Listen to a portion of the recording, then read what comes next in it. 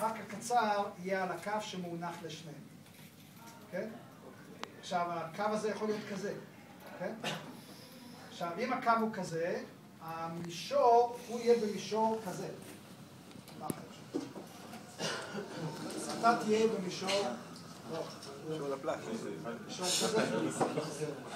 עכשיו, בין שני... שימו לב, זאת אומרת, בין שני הקווים האלה, אני לא יודע אם הם רואים לי אחורה שם, בין שני הקווים האלה יש קו מונח, המישור הזה מונח לאותו קו, המישור הזה מונח לאותו קו מהצד השני.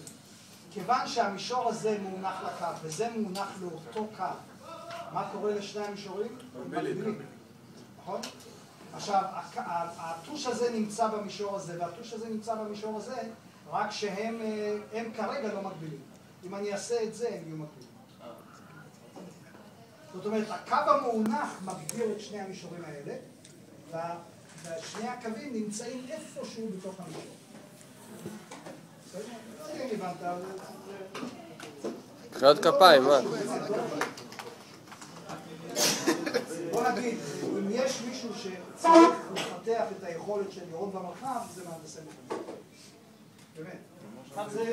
זה תכונה שצריך לפתח, ובזמני היינו עושים את זה... בזמני היינו עושים את זה דרך... איך תלהבס לדיקת ממד? 90 בצד שמאל, על איזה מישור?